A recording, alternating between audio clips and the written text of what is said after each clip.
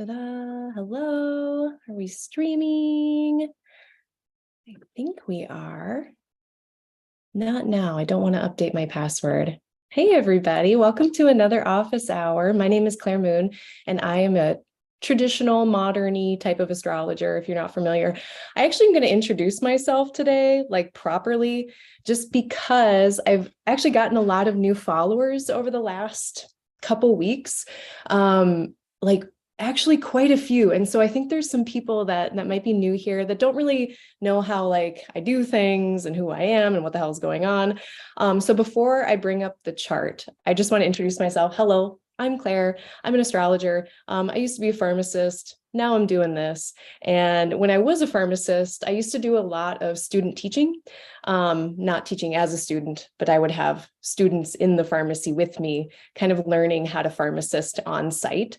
And I don't have like a pedagogical degree per se, but I just have many years of teaching experience. I also teach dance. That's a totally different type of teaching, not at all the same, but I also teach there. And so basically I end up teaching kind of everywhere I go.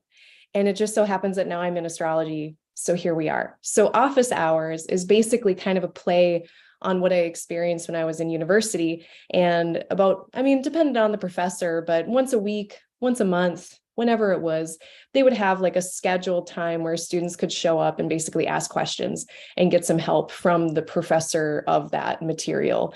It was usually kind of a fun community experience just within class with my classmates. We would all kind of be forced to intermingle in the hallways. Sometimes we would go into the professor's office like as a group and work through things together. So it's kind of the vibe here. So if you haven't noticed already, there's going to be a chat. There should be a chat on the right-hand side of your screen. That's where you can put your questions in. I'm going to have to check my Instagram feed, but I usually do a call for questions on Instagram as well before the office hour, just in case there's any topics that I need to brush up on beforehand.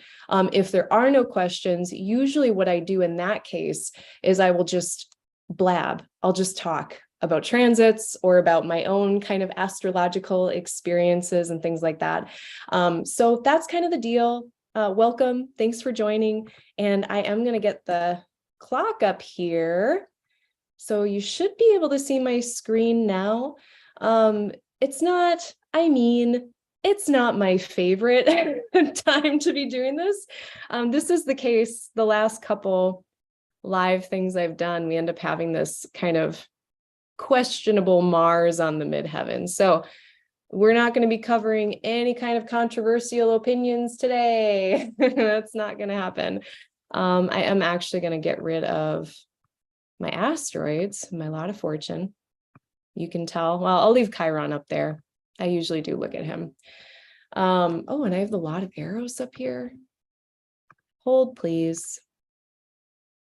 If you do have any questions, you can put them in the chat or comments, or if you just want to say hi and intermingle, whatever you want to do in that chat. I'll be checking it periodically. There is a bit of a 15, 20-second delay. So if you put something in there and I don't see it right away, don't panic. I'm going to check in there periodically. All right. So what did I even have on the menu for today? I had a few things I wanted to talk about. Oh, look at, there are people. Oh, hi. Okay. Hi, Susie. Welcome. We got Susie, we got Varen, we got Linda, we got Nanda Devi, regulars coming in, names that I recognize. That always feels good. Thanks for rejoining. Hi, Megan. Hello, Dallas. Okay. Ooh, we've got some questions coming in. So that's great. Yep. Keep putting them in there. And I apologize. I'm like running by the seat of my pants today. I am like disheveled. I like just like threw on like, I just have like a black t-shirt on. I kind of like live in these like Hanes men's black t-shirts. Here's something interesting. I'm actually going to start off with just a personal anecdote. This whole Mars Neptune square, another reason why I'm like flying by the seat of my pants right now. This shit just about had me passing out at the gym. I just tried to go to the gym and I should have known better. I was kind of in this Capricorn moon kind of mode of like, I'm just going to do it. I should do it. Capricorn, Saturn, I'm just going to like, don't worry about my body and what it's telling me. I'm just going to get the work done. That kind of moon and Capricorn vibe. And so just for full disclosure, all of this Pisces stuff is happening over my natal moon. My natal moon is at 24 Pisces. So all this bullshit is on my moon right now. And I forgot Neptune, Mercury, I forgot to have my pre-workout snack. And that bit me in the ass, because then I got about 30 minutes into my workout and I think I got low blood sugar and I had to go home. I think it was low blood sugar because I came and like chugged some orange juice out of my fridge and I was better in 15 minutes, probably blood glucose. But and then I read from this fantastic book, Planets in Transit by Robert Hand.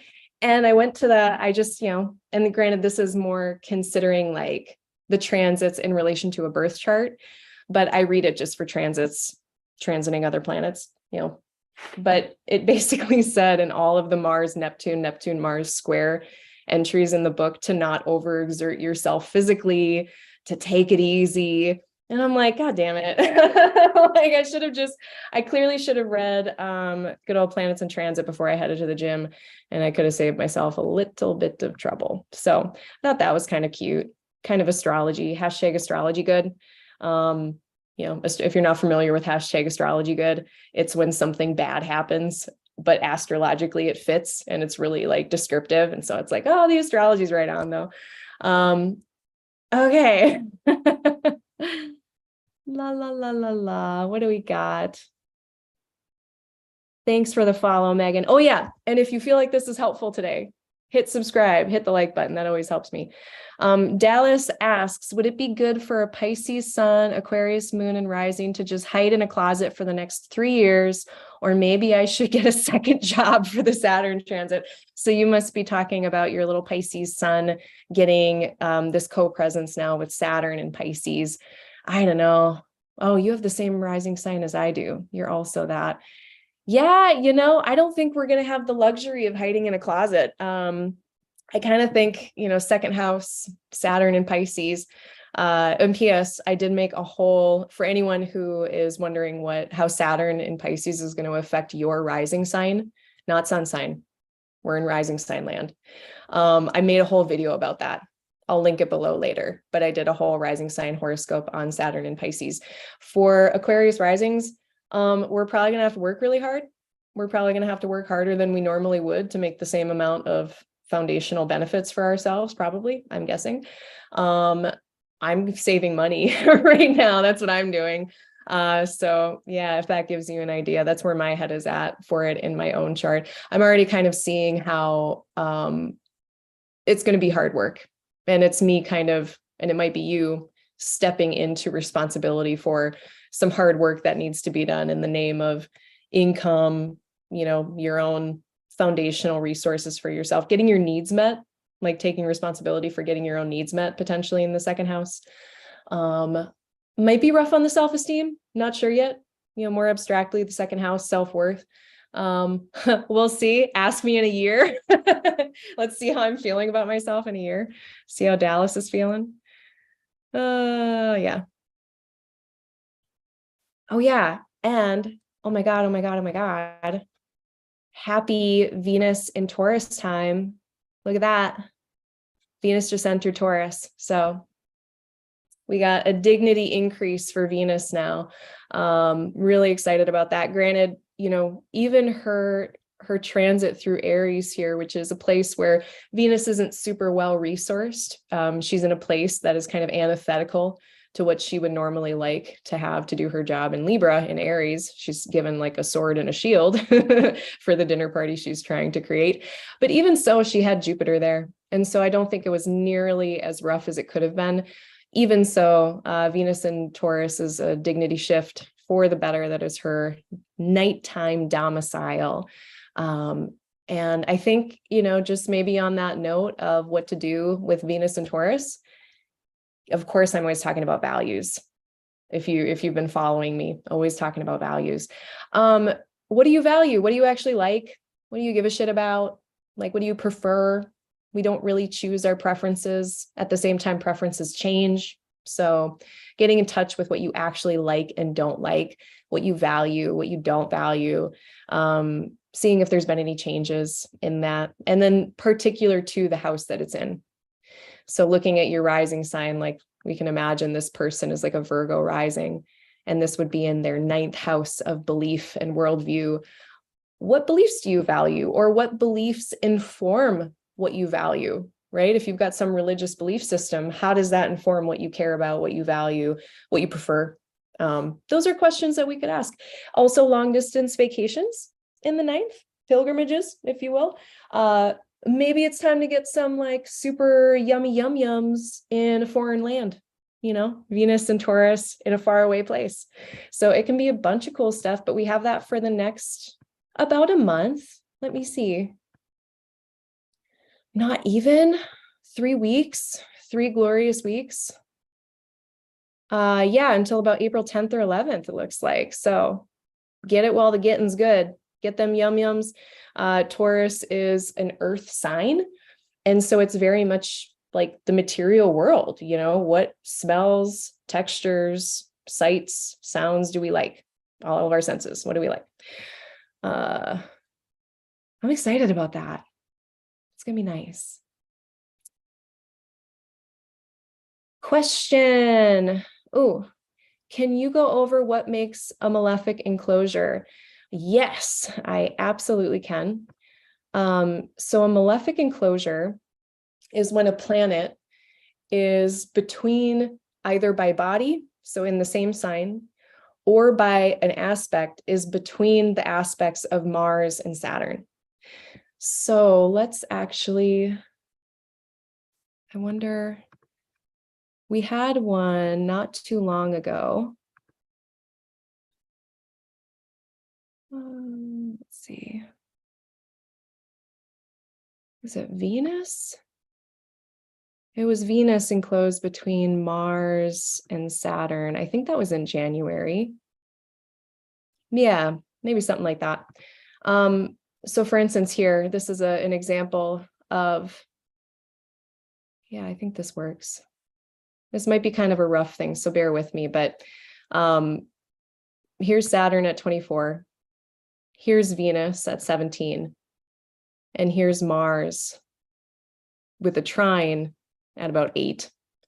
So Venus is between Saturn by body because they're in the same sign. And she's also receiving a ray from Mars. Granted, he's in the inferior position because he's later in the zodiacal signs. She's a little bit earlier. Now I think let's pretend like, oh no, Mercury doesn't intervene. So if another planet intervenes, like if there was some other planet that, you know, was like, let's say, Mercury was at, like in this case, like 9 degrees or something, and sending a sextile to Venus, that would have intervened. But if there's no intervening planet and you've got another planet that's in between the rays of both malefics, it's like getting squished between 2 things you don't like.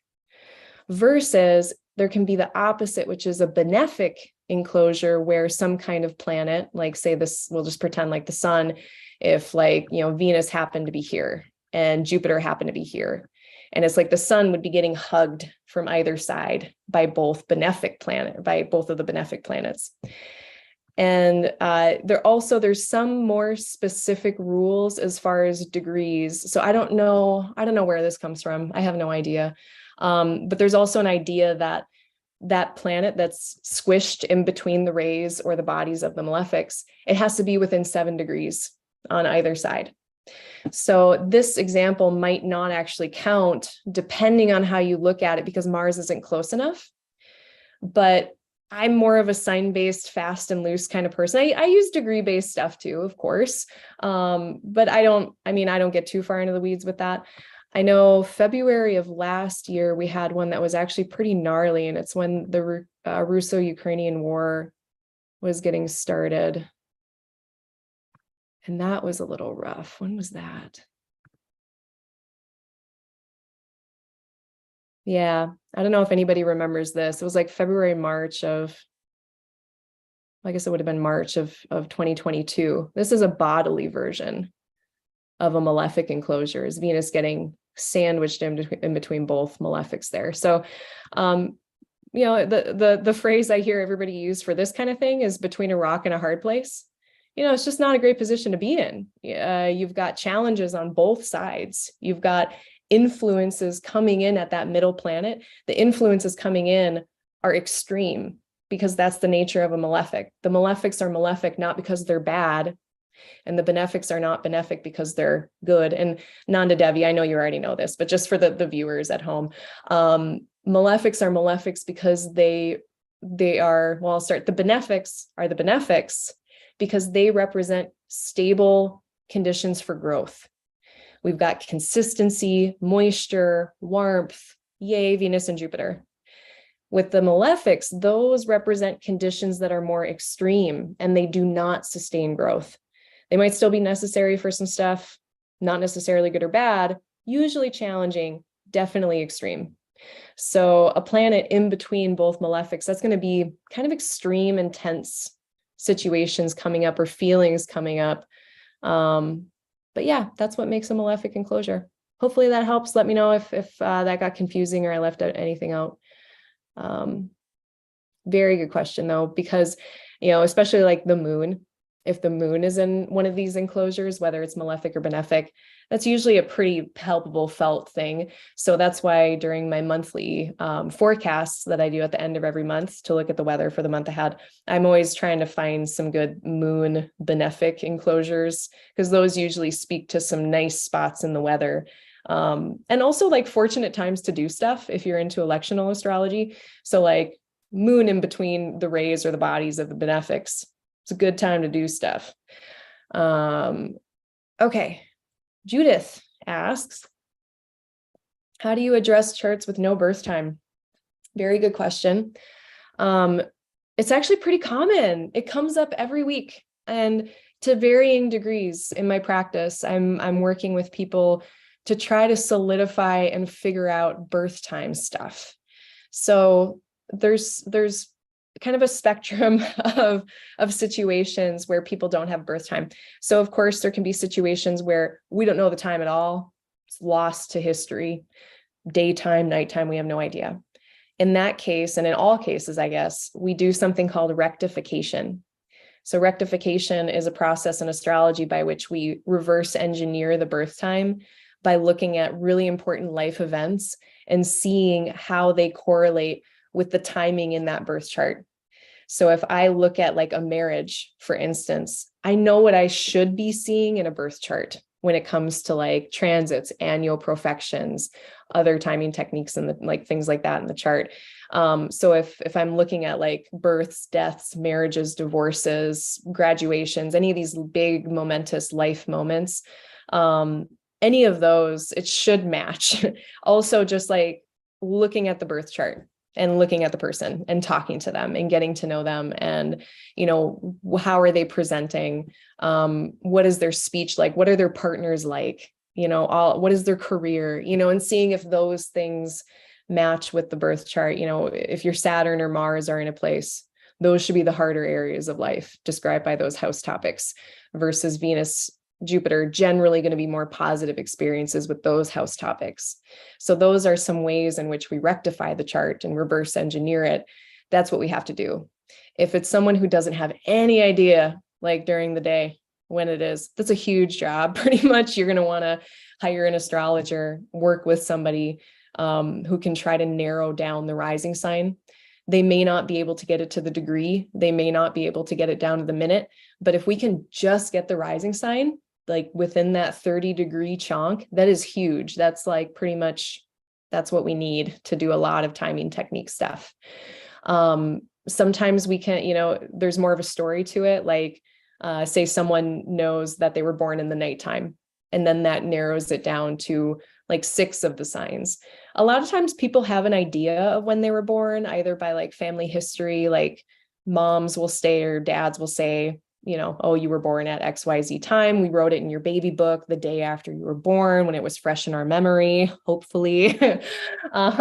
or there's like, they take pictures and there'll be like a picture of like a hospital documenting card that they put in the like little baby cradle in the hospital or something like that. There's lots of different ways that people kind of keep track of these things in their own family history that aren't on a birth certificate.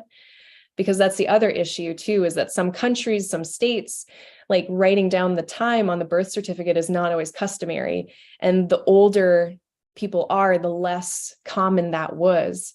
And then even beyond that, if that wasn't complicated enough, analog clocks, versus digital clocks. If there's an analog clock on the wall and that clock is off a few minutes and your ascendant is at like 0 or 29 degrees or 28 degrees or something, if that clock was off, and even they wrote down the birth time.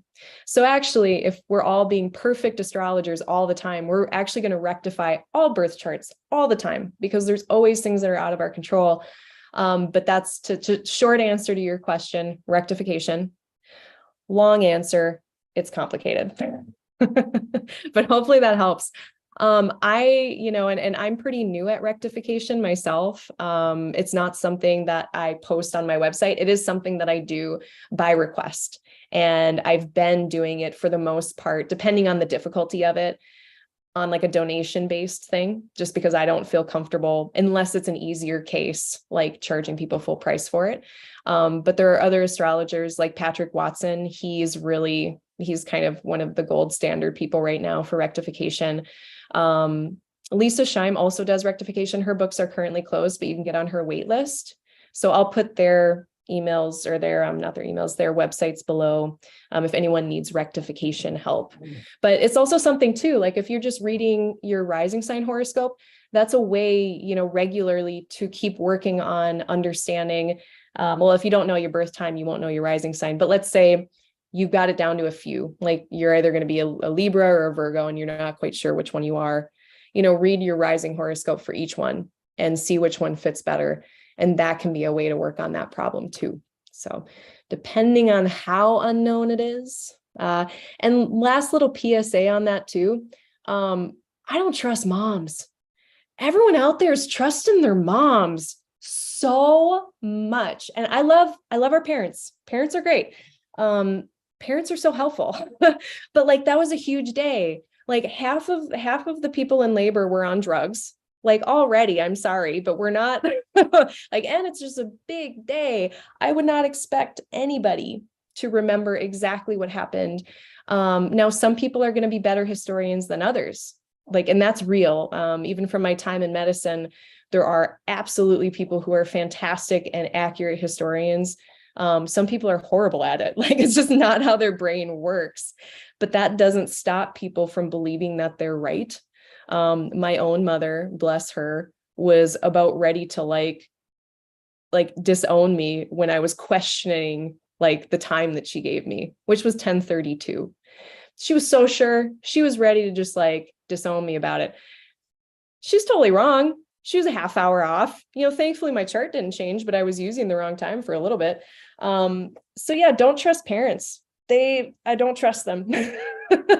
So if I email you before a consult asking for deets, and you're like, my mom is trustworthy, like,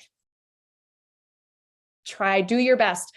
If you can order a birth certificate and they do have the time available, maybe at all, get that, do the work to get your birth certificate, and look for the long form. At least in the United States, that's what we call it. We call it a long form birth certificate. That's what you're going to need to check on the form to get the time on it. Otherwise, if you order a birth certificate, sometimes they'll just send you a copy that doesn't have the time on it. And sometimes you can call the hospital and like you'll talk to someone and they'll be like, oh, those records are in the basement somewhere. And then you say, that's what records departments are for. Can you please transfer me to the records department? And someone spend the 2 weeks to dig that shit up for me, please, if they can. So, and Janice in the records department might not want to, but too bad. Do your work if it's still in the hospital basement. Okay. Hopefully that helps. Hopefully that I think I said too much on it. Okay. Let's see what else we got here.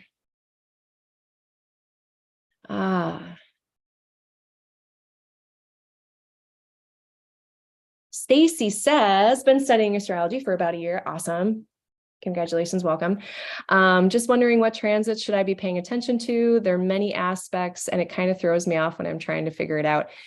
Yeah, so kind of one at a time is usually my approach. When I was first starting to watch transits, I think the best one to start with is the moon.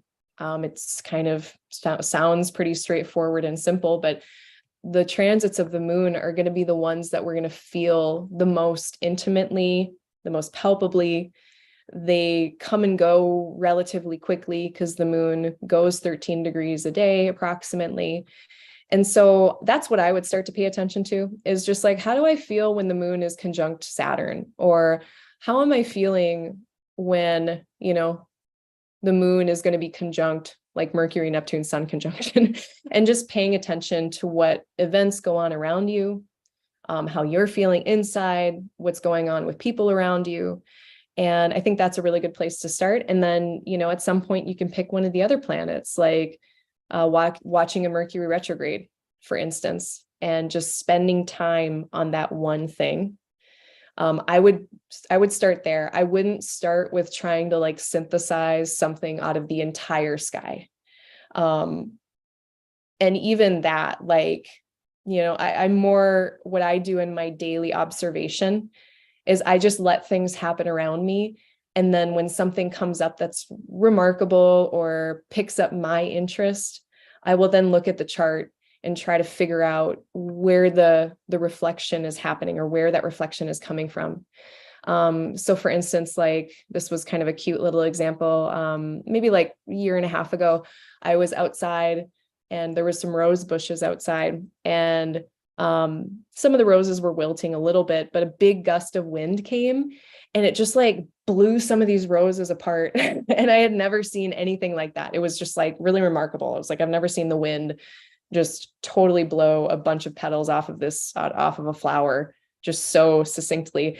And I looked at the chart, and what was rising over the horizon at the time was actually Taurus was rising. So already we're like, okay, garden stuff, beautiful Venusian, earthy garden stuff.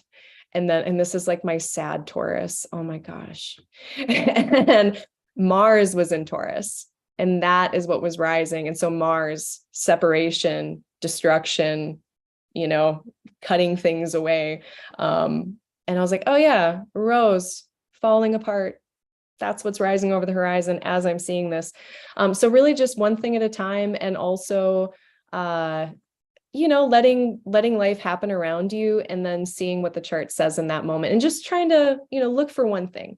And eventually, if you just keep doing that, it's like when you start to learn, like in dance, I learn, different shapes or different movements. And, maybe at first I can only dance a couple of the movements together in like a line of movement. But over time, I can do like 10 or 12 of these different shapes or movements in a row and make a whole piece of dance. And so very similar. And if you're only a year in, that's not very far in for, so give yourself time for sure. Very good question though.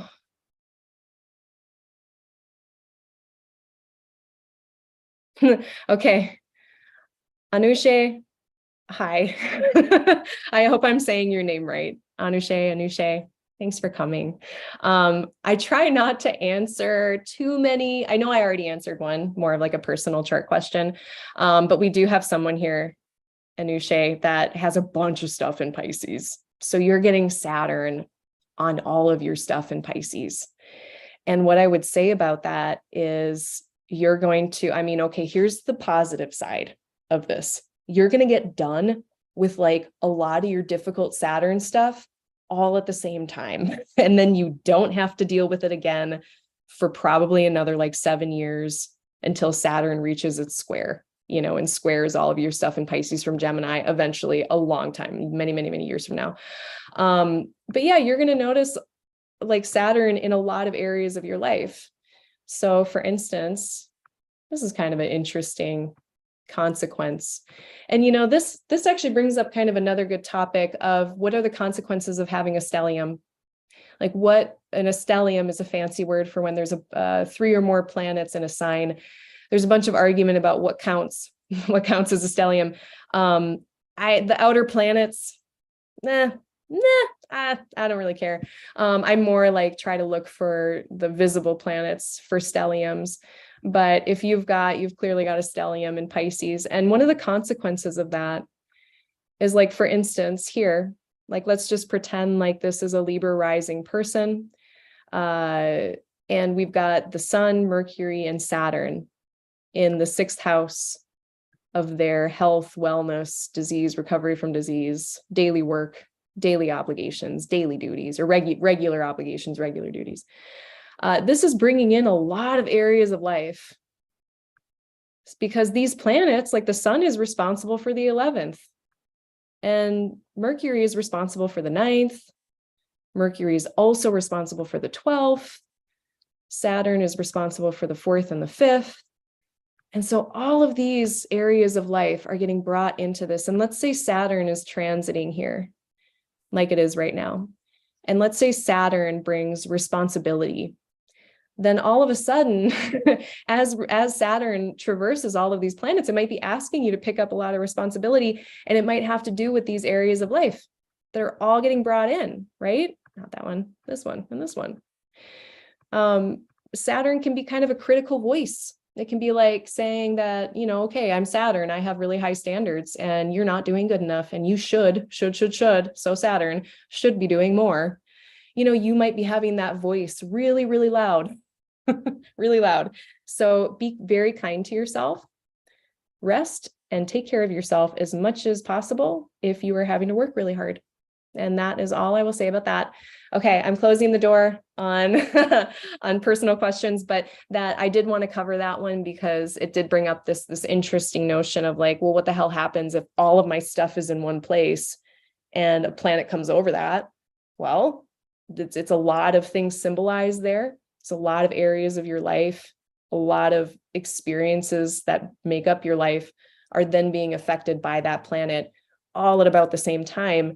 So, the positive thing in that too is that if you are an astrology enthusiast, if you are someone who's into astrology, you're going to get a crash course in that planet. And after these transits, you are going to understand that planet so well. Like you have a front row seat to all of the things that Saturn is going to be doing in Pisces. So, in the next 3 years, you're probably going to become a bit of an expert on what that is. So at least there's that silver lining, maybe. Good luck though. You're going to be okay. We're all going to be okay. Oh, cool. I love when I'm a big multitasker. Like when I'm listening to YouTube stuff and podcasts, I'm usually cleaning or cooking or doing something. Okay, here's a question. Megan says, very low energy lately. I'd like to take advantage of my natal Jupiter conjoining natal descendant next week, but my body wants to rest.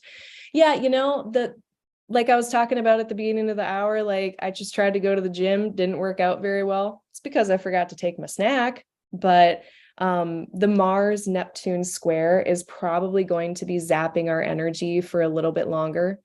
Let's see where we are. I mean, a few more days, like maybe give it, hopefully by the time Mars is like 3 degrees away from Neptune, we can start to see this in the rear view mirror. But yeah, I would say at least through the middle of next week, March 22nd, that's when Mars gets 3 degrees away from that square with Neptune. Another thing that's really going to help us feel a little bit more vital is the Sun getting away from Neptune. So both the Sun and Mars are parts of our vitality. It's like part of what makes us like feel like we can get up and go and have the will to do it and the agency to do stuff and the energy and the motivation. And Neptune is something that really kind of dissolves that vitality and kind of weakens that vitality, because Neptune is not a material world kind of let's go out and knock out this list of things to do type of planet. Neptune is more like, I'm going to become non-self and sit and be content with the universe or whatever. So yeah, I think we're going to be feeling maybe a little touch and go with motivation and vitality, maybe for at least another week. Give it a week, then you might feel a little better. That's my hope, at least. But right now is not the time to be like really hard on yourself about getting stuff done. So if anyone out there is feeling like, oh, why don't I just have the energy this week? That's okay. Don't push it. Oh, Krista DeMero's here. Yay. I know her from the internet. I love it. Thanks for coming. Okay.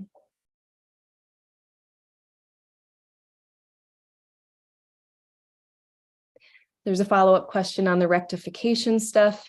For rectification, do you contrast the methods? I didn't get married during a 7th house perfection year, for example. Yeah, I mean, it's not always going to be a slam dunk. A lot of times it can be a little ambiguous. So, let's say it's matching up with profections, but I don't see anything transit wise that might say that thing, or vice versa. Perfection years, it doesn't make sense that thing would happen, but maybe by transit it does. I want to see at least one piece of testimony. And if both like several, 2, 3, 4 different timing techniques, the more of them that can testify to that thing happening, the stronger that conclusion can be.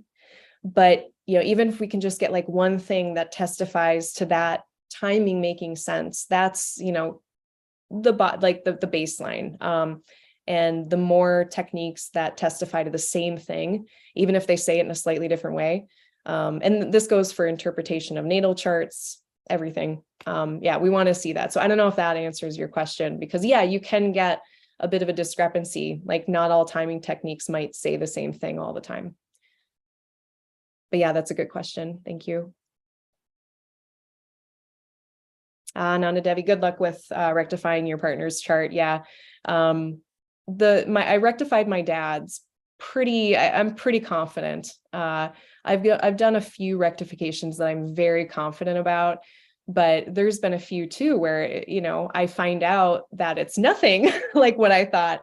So I think it's definitely one of those skills that takes time for sure to develop. And then another follow-up question. So you can rectify a chart that has a fairly reliable birth time just to ensure things?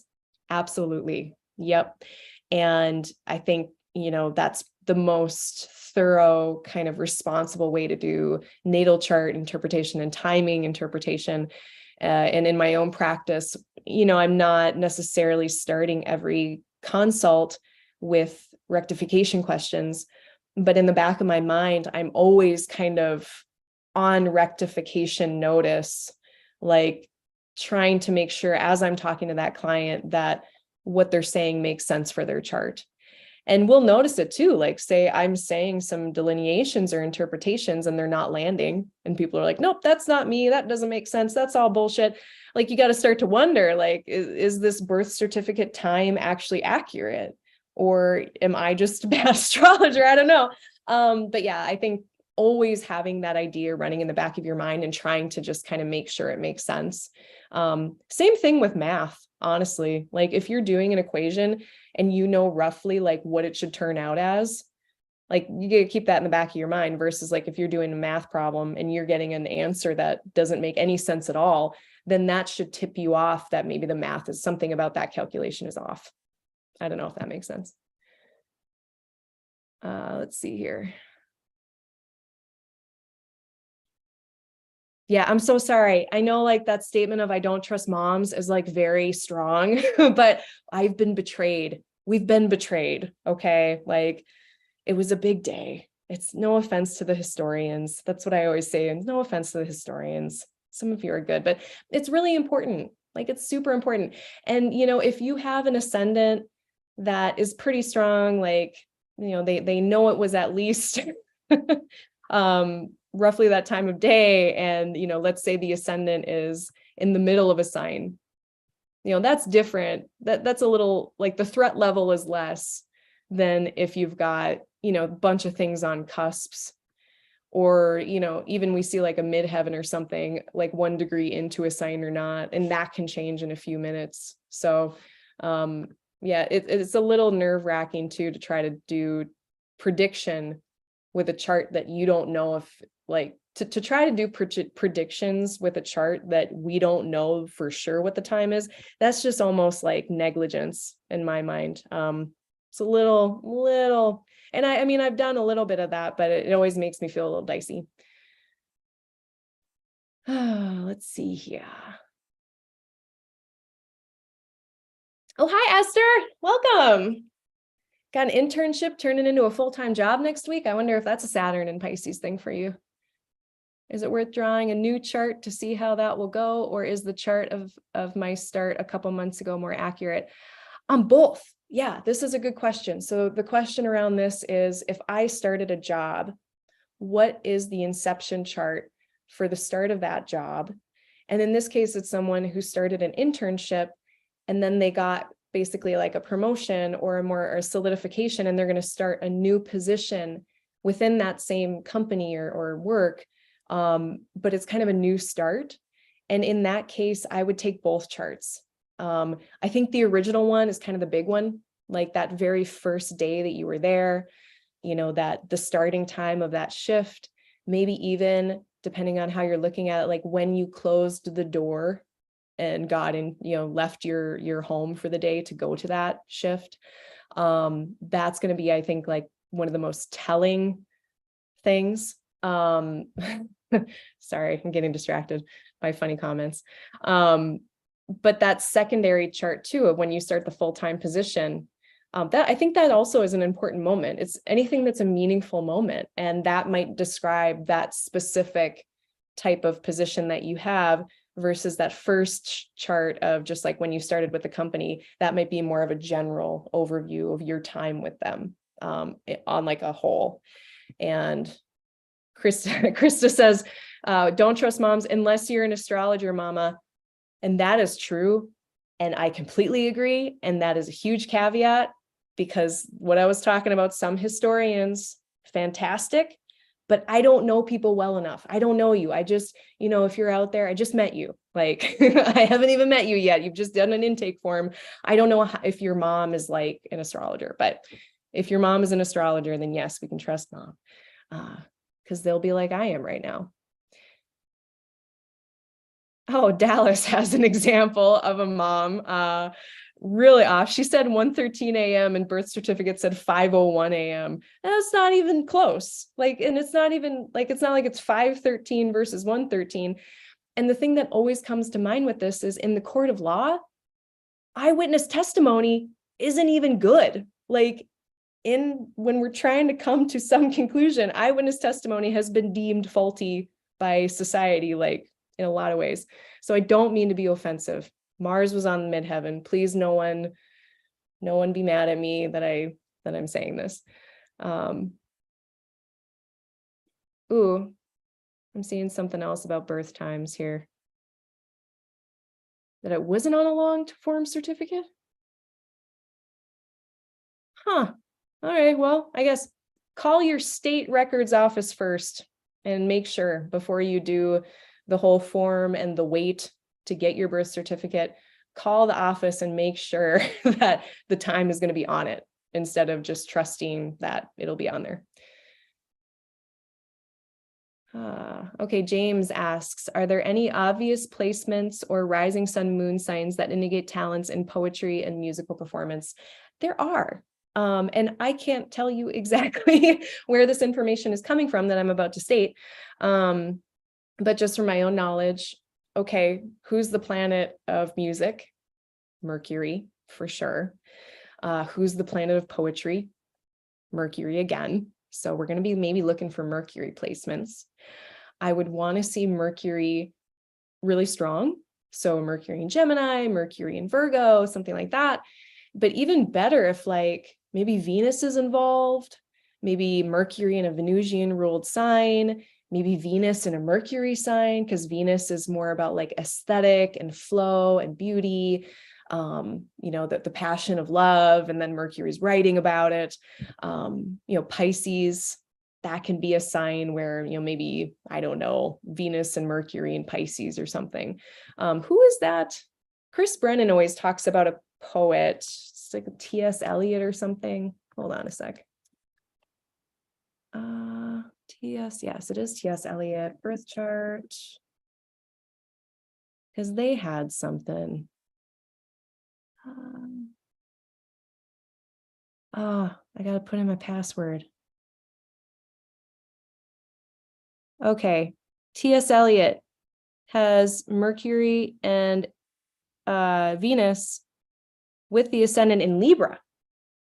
So there you go. So something like that. Also Spica, the fixed star Spica, who is of the nature of Mercury and Venus, maybe some planet with Spica, fixed star there. That could be a thing. Does anyone else? Let's crowdsource. Does anybody else have any ideas for this is actually a super good exercise. I love this. I love thinking about, this is so smart. Thank you. I love thinking about how would something look in a birth chart?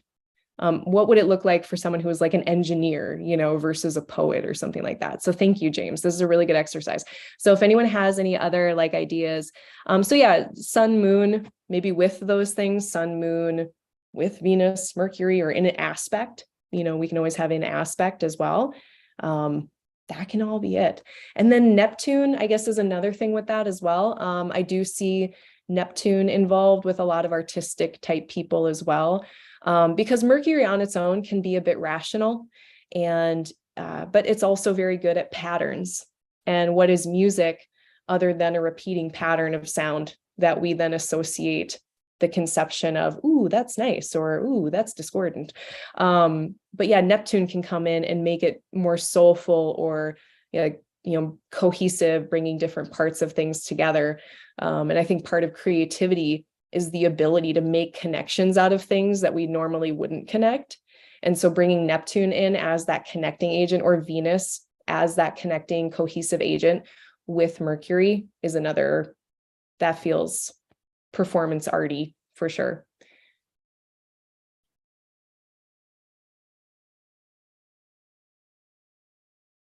Let's see here. Well, hello from Melbourne, RC. Welcome. It's probably the next day there. I hope you're having a good day.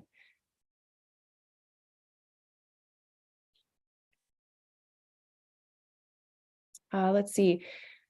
Just wondering whether you use anticia and contra-anticia in your practice and how you go about it. Oh, I'm so new to that. I'm super baby with it. I've only started to look for that. At this point, I'm currently my list of things I look at in a chart is already so long that I don't usually get to anticias. But I do think that they're important. I think it's another layer of testimony that we can use to paint a picture of what an aspect could be, or looking at a birth chart and seeing, I think it's really handy when it shows two areas of the chart that on first glance don't look connected, but then you see the anticia or contra-anticia, and you do see that there's a connection between those two places. But no, other than, just, I can't teach it. I tried to use it in a forecast a couple months ago, and I'm pretty sure I screwed it up, but it is something that I'm starting to bring into my practice. Crowdsource, if anybody here has a good resource on where to learn about those things. I know that I learned from The Heavenly Spheres by Luis Ribeiro and Elena Avalar, that they have a really good section on those concepts, but yeah, I'm still pretty new. Oh, Krista, thanks for that PSA. I appreciate it very much. Okay. Oh my God, it's already 7:51. Last call. I think we might get to all of the questions, actually. It's great.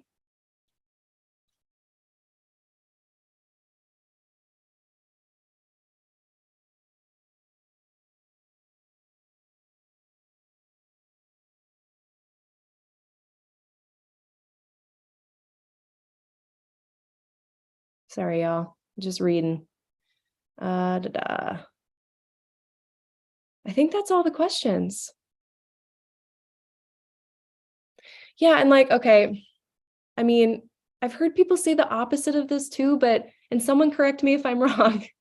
Actually, I should just grab the book. I treat antitias like a conjunction and contra-anticias like a opposition. Is that usually the deal? Do they even have a, this never goes well when I try to find something in real time in the book, but we're going to try anyway. I at least want to see if I'm right about that. But I might, and it might be a good thing to do for next time. Maybe that'll be my impetus to actually figure it out.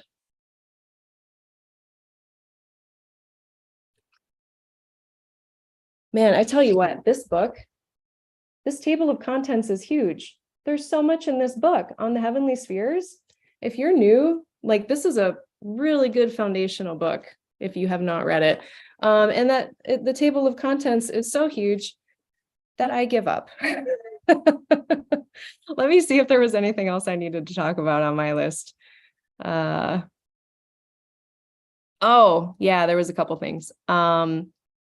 So I had a couple just examples from my own life of transits. So thing one, I'm an Aquarius rising, and Saturn just went into my second house of things and stuff, my possessions. And within a week, I had a rock hit my windshield of my car and crack the windshield. Saturn in my second house, right? Loss of things that are mine, loss of money, loss of my windshield. So I got to call the insurance and see if it's covered. But that was thing one. And then thing two, which was super cute, in my meditation class the other night, we get together once a week on Tuesdays, which is why I had to move this to Thursdays. But we get together and we do a sitting practice. And before we do the sitting practice, we do the puja, which is a little ritual, and we light some candles and do some incense. And it was so cute because my teacher was lighting the candles, and there was one close to her and one further away. And she lit the one that was close to her and then reached over it to light the one that was further away. And she says, "Oh, I got to stop doing that. I'm going to start my sleeve on fire." And I was like, that is so this. It's like spiritual stuff. Like, we're getting together like in our little sangha to do sitting meditation. And then my teacher is like having to make an adjustments based on fire, of like her sleeve, Gemini is like the arms and this kind of area. I was like, oh my God. And that was, it's Tuesday night. So just a couple days ago. So I thought that was actually kind of a really benign, kind of funny example of this Neptune-Mars square, which otherwise can be a real pain in the ass. But yeah, that was a cute example. No one started on fire. No teachers were harmed. Yeah, I know. We need to do something for my car. It should be covered. My windshield should be covered if I have full coverage, but I don't remember what kind of coverage I have. So I have to figure it out. Oh, we got other people almost starting them, or they are lighting themselves on fire a little bit. So yeah, everyone beware for the next few days. We may still have to watch out for Mars, cutting, blades, knives, movement, fire, maybe anything that could be injurious. And Neptune in a square to that really kind of taking us off of our game, making things blurry. So, I've been trying to make extra sure not to like text while I drive, have my seatbelt on, moving a little bit slower, definitely focusing if I'm using a blade of any kind. And I would say that would be a good thing to do for the next few days as well. Right. All right. So many good examples in the chat. Thank you, everybody. And last thing, let's see here. Oh, and the other thing I was reflecting on, Mars as an indicator of how we handle loss and winning and competition. I was re-listening. I took the remediation course with Austin Coppock a few years ago. What is it called? The care and feeding of a chart. The proper care and feeding of a chart. It's on his website if anyone else wants to take that. It's a course on planetary remediation, which PS, I'm not an expert at all. Like, don't ask me to do to decide on remediation for you. I'm not at all skilled enough. But he was talking about Mars and how Mars had to do with, our competitive nature, and how we handle competition, how we handle conflict, wins and losses. And I started thinking about all the people in my life and where their Mars were, and if they were competitive or not, and if they were like good losers, like sportsmanly, or like bad losers, myself as well.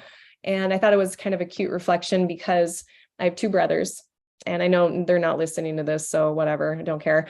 One of my brothers has Mars in Pisces, and the other has Mars in Aquarius. And I was thinking about them playing video games growing up and how they responded to losing video games and how I responded when I lost a video game. And it was kind of funny how like the Pisces Mars brother would get so like emotionally swept up in the loss that he would have to like shut the game off and walk away. And then like literally a half hour later, he would come back and turn the game back on and be ready to like play it some more. So that kind of Piscean, it's mutable, it's very changeable. There may be big emotions, but we have a pretty quick turnaround time with those Piscean emotions. We don't hold on to them. Nothing really gets held on to that much in Pisces.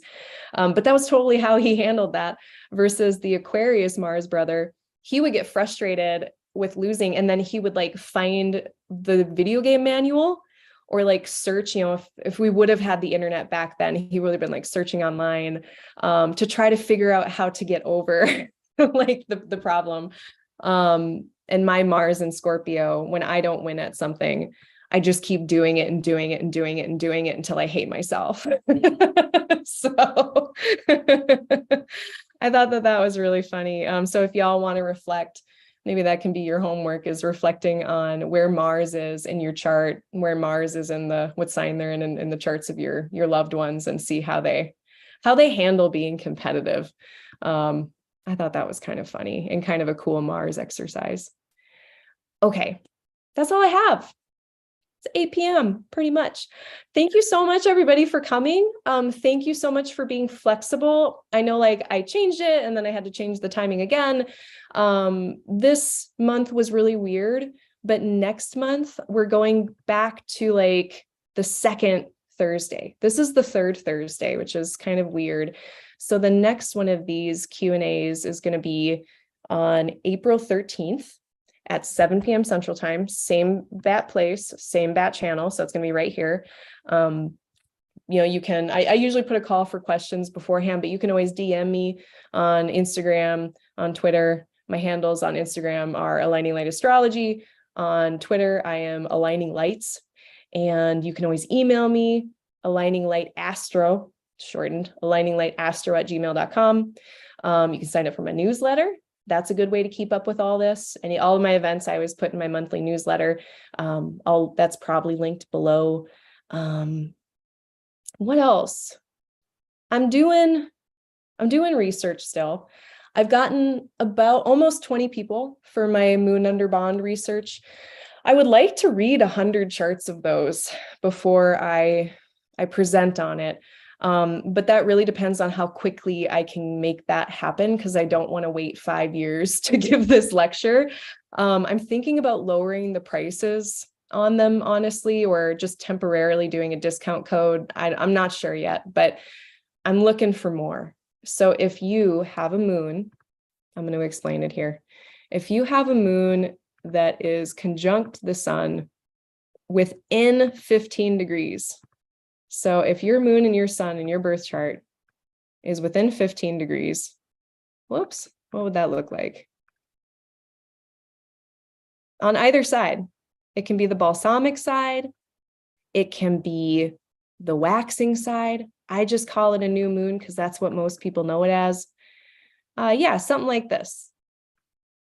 So if your moon is within 15 degrees of the sun on either side, or if the moon is opposite in a full moon, 15 degrees on either side or less, then you qualify for my research.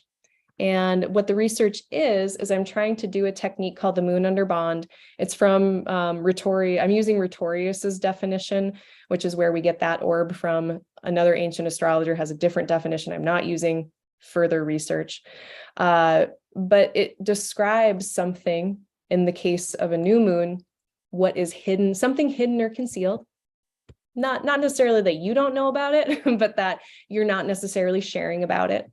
And then the full moon describes something that is done in a rebellious or contrarian way by the person. So maybe a way in which you're a bit rebellious about something.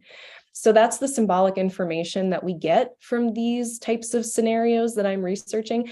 And why I'm doing this is I had seen it work. I've been using it in natal chart interpretation, and I was seeing it work so well in providing a story and explanations and a narrative for things that I didn't get from just looking at aspects and other, like, the regular things that I'm looking at in a birth chart. So it did feel like a value added thing, and something that I don't get anywhere else. And so I would really like to teach other people how to use it. But to do that, I need real world examples. I need, to see it work and how it works and the nuance of how it works, which is why I want to read a ton of charts with it. But I also want to find the best examples so that I can use those to teach. And if I do use you in my research, everything is de-identified. No one will know it's you. So everything is very confidential. But if you're interested in that, hit up my website. It's all on there. But that's all that I have going on. Books are always open. I'm only booked out like 2 or 3 weeks right now. So if you've got something that you need to do very shortly or talk about very shortly, we can do it pretty shortly. I have a sliding scale. If money is a problem, if you are a marginalized person, if you have been affected by all of the types of oppression or any of the types of oppression that we deal with, I do have a sliding scale that will help with the cost of a reading. If that's something that you're interested in and that you qualify for, you can learn more about that in the FAQ of my website, which I will also link below. It's an honor system, so you don't have to explain yourself either. I just don't want money to get in the way of astrology if we can all avoid that. I think that's it. I think that's all. So thank you so much, everyone. I'm going to see if there's any final concerns. Thanks, everybody. Yeah, smash the like button, please. Thank you, Nanda Devi. I really appreciate you. Okay, it looks like everyone's okay. So thanks everybody for joining. I appreciate you so much. I hope you all have a really good month, and I will see you at the forecast. Last thing. When am I doing my forecast? Oh, it's next week, isn't it? When did I schedule that? Oh no, it's not till the 31st. So I'll see everybody here Friday, March 31st for the forecast. Otherwise,